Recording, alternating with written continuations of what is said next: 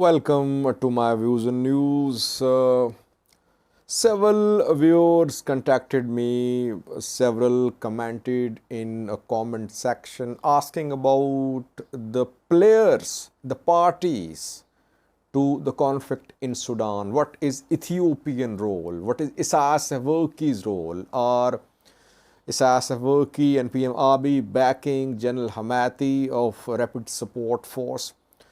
So I was waiting to be a little free because so much is coming in that it is becoming difficult to take some time out for analysis. I have a few minutes now. Firstly, I want to share with you contents of an article written by a Sudanese newspaper about involvement of Eritrean and Ethiopian governments in the ongoing war in Sudan. Then we'll try to analyze the role of the two countries in the ongoing war in Sudan. Wahad is a newspaper, Sudanese newspaper, and a few hours ago it published an article about the involvement of neighboring and other countries in the civil war in Sudan. The newspaper claims that Eritrea trained around 11,000 soldiers of Rapid Support Force led by General Hamdan Dagalo Hamathi. Ethiopia is on board with Eritrea in support of Hamdan Dagalo, and that since the start of this war, around 72 or around 50 hours ago, this war started. And newspaper claims that in the last 50 hours, Hamdan Dagalo and top Ethiopian officials spoke on phone 4 times. So Hamathi is in touch with Addis Ababa. And the newspaper claims that the parties supporting Hamdan Dagalo are Ethiopian government, Eritrean government, United Arab Emirates, UAE, Russia and China. Now, Hamdan Dagalo visited Russia last year. He visited Ethiopia. Then he visited Eritrea. He is seen as a friend in Ethiopia. He was warmly welcomed in Eritrea. And Eritrea is not happy with Gen al-Burhan. Eritrea has been trying to mediate. It made an offer to mediate between Sudanese military and Sudanese political forces called FFC. Al-Burhan resisted Eritrean attempt to mediate. A special letter from Isaias Afwerki to Sudanese president was delivered last year, which was an offer of mediation rejected by the General Al-Burhan. Then Eritrea tried to organize a conference in Asmara. It invited tribal leaders, politicians from Eastern Sudan. Sudanese government did not allow delegation from Eastern Sudan to enter Eritrea from Eastern Sudan. Delegation was stopped by Sudanese border guards on Sudan-Eritrea border. It was definitely a blow to Eritrean attempt to retain its influence in Eastern Sudan. Eastern Sudan is inhabited by some tribes which live on both sides of Eritrea Sudan border, and Bija tribe, elders, others, they have close ties with Isaias Afwerki and his government. So Eritrea has not been happy with Al-Burhan's government. Maybe that is why Hamati visited Asmara around 2 months ago. There he was warmly welcomed by Isaias Afwerki. Ethiopia has other issues. First major concern for Ethiopia is growing Egyptian influence in Sudan. Sisi and Al-Burhan are very close. Burhan is seen as pro-Sisi. And Sisi, Abdul Talib Sisi from Egypt and Al-Burhan, the two governments signed a military cooperation agreement around more than a year ago. Egyptian, Sudanese forces have been conducting joint drills. They have been jointly threatening Ethiopia. Ethiopia about to start fourth filling of the dam Gerd.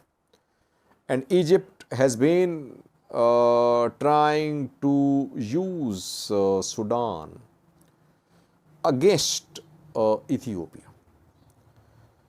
Ethiopia resisting Egyptian attempts to force Ethiopia to sign a legally binding agreement over the operations of the dam. So first concern for Ethiopia is growing influence of Egyptian government in Sudan. Secondly, border issue. Al-Fashaga is still undemarcated. Sudanese military took advantage of war in northern Ethiopia. And in 2021, it took control of more than 90% of Al-Fashaga, which has been under the control of Ethiopian farmers for around 2 decades. Though internationally, it's part of Sudan. And this issue of demarcation of borders still unresolved. Thirdly, this is official position of Ethiopian government, Amhara regional government, that opposition Ethiopian groups are being trained, armed on Sudanese soil. Tigray fighters, they were allowed to organize themselves in Sudan last year. They tried to enter Volkayt from Sudan. Egypt was reportedly backing them. Gomaz fighters are based in Sudan. Oromos, Kemats, Agos, these opposition groups are provided assistance, support in Sudan. Ethiopia has been asking Sudanese government to ensure that Sudanese territories are not used, Sudanese soil is not used against Ethiopia. We have seen some meetings between Al-Burhan and PM Abiy, but still, we know that several Ethiopian armed groups are operating on Sudanese soil, especially in border areas. And these groups carry out attacks, sometimes near Metimma, and sometimes they carried out large-scale attacks near Humera on Volkayt last year. They could not succeed. So, Ethiopia has concerns as well. Having said all this, can we say that Ethiopian government and Eritrean government are backing RSF led by Hamdan Dagalo? We'll have to wait to see the evidence. This new story by Wahad newspaper will be addressed by Ethiopian Eritrean governments.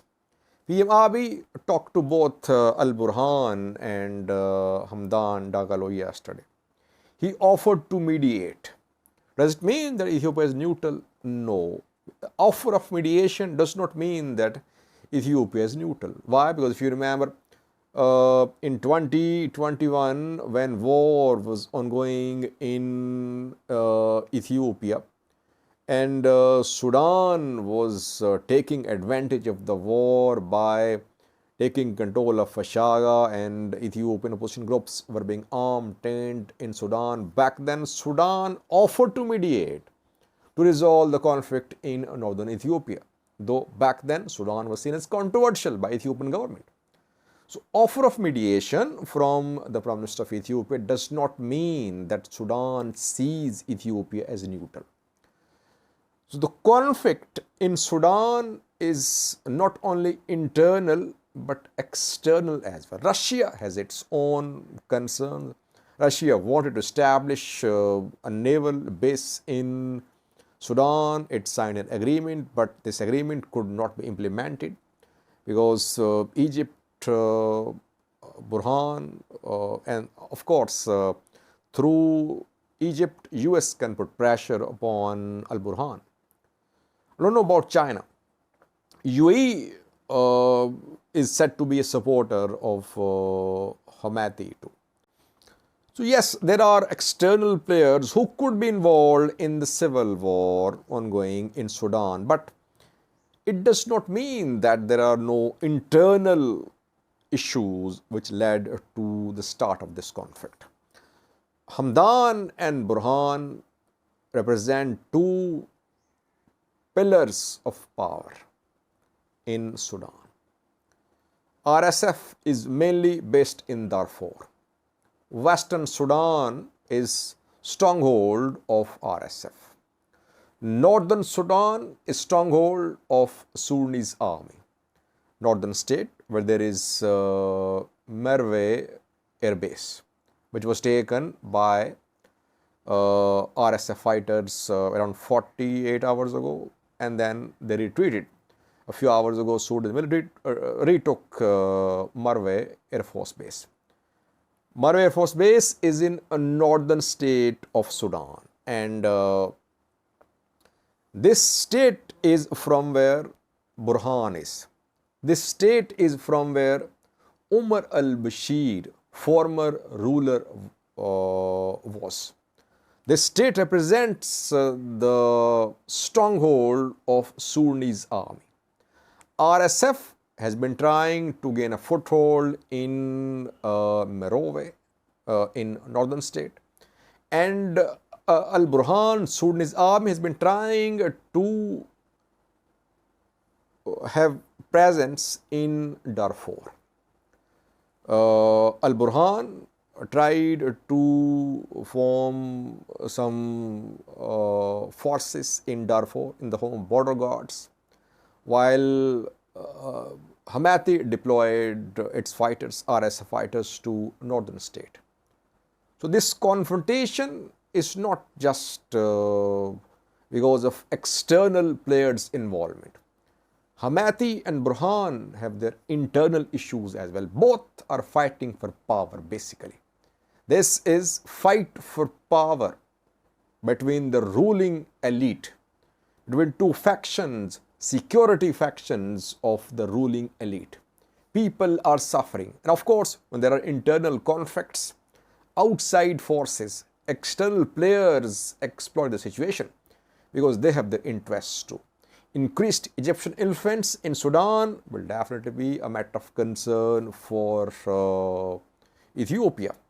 Isaias Afwerki, feeling isolated, does not want to sit idle. So he has his own plans too.